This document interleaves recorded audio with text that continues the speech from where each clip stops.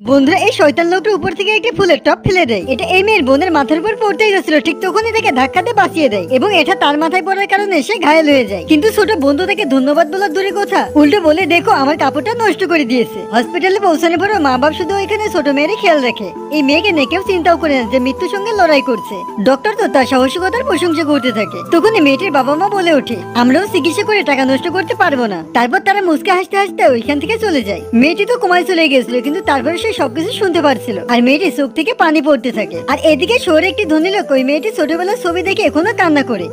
তখনই তার অ্যাসিস্ট্যান্ট দৌড়ে এসে বলতে থাকে স্যার আমরা মেয়েটিকে পেয়ে গেছি, ও এখন হসপিটালে আছে। পাশে দাঁড়িয়ে থেকে জন সিলেটের ডিএনএ রিপোর্ট দেখে চমকে ওঠে। এদিকে ডক্টর যখন মেয়েটির চিকিৎসা ছেড়ে দেবে ঠিক তখনই মেয়েটির জ্ঞান ফিরে আসে। মেয়েটির গলায় পড়ে থাকা জেড লোকেটি তার মায়ের শেষ স্মৃতি হতে পারে, এটাই তার জীবন বাঁচিয়ে নিয়েছে। কিছুদিন পর যখন মেয়েটি বাসায় ফিরতে যায় তখন সে প্রতিজ্ঞা করে এখন সে দত্তক নিয়ে মা বাবার সঙ্গে সারা জীবনের জন্য সম্পর্ক শেষ করে ফেলবে। তারপর মেয়েটি বেরোনোর সময় ঠিক তার সঙ্গে ধাক্কা খায় যে তাকে খুঁজছিল। মেয়েটি কিছু বলতে যাবে ঠিক তখনই ছেলেটির অ্যাসিস্ট্যান্ট মাপসে মেয়েটিকে 1 লক্ষ টাকা চেক হাতে ধরিয়ে দেয়। মেয়েটা তখন ওইটা দেখে একটু হতভম্ব হয়ে যায়, তারপর কিছু না বলে ওইখান থেকে চলে যায়। ছেলেটি যতক্ষণে মেয়েটির ওয়ার্ডে এসে পৌঁছায় ততক্ষণ মেয়েটি ওইখান থেকে চলে গিয়েছিল। তারপর অ্যাসিস্ট্যান্ট তাকে মেয়েটির ফটো দেখায়। সে অবাকে ভাবতে থাকে এটা তো সেই মেয়ে যার সঙ্গে আমি একটু আগে ধাক্কা খেয়েছি। সে আবারও তাকে দ্রুত খুঁজতে বেরিয়ে পড়ে। এদিকে মেয়েটি যখন তার বাসায় এসে পৌঁছায় তখন সে দেখতে পায় তার সৎ মা তার সমস্ত জিনিসপাতি ফেলে দিয়েছে। মেয়েটি চিন্তা করে আজ থেকে এই বাড়ির সঙ্গে আমার কোনো সম্পর্ক নাই। তখনই মেয়েটি সৎ মা তার উপর দোষারোপ করতে থাকে যে তুই তো ছোট বোনকে রক্ষা করার চেষ্টা করিসনি, এই জন্য চিকিৎসা বাবদ 1 লক্ষ টাকা জরিমানা দিতে হবে। কিন্তু তারা কি জানে বাইরে একটি কালো গাড়ি আগে থেকে দাঁড়িয়ে আছে এবং গাড়িতে বসে থাকা সেই তার ধনী ভাই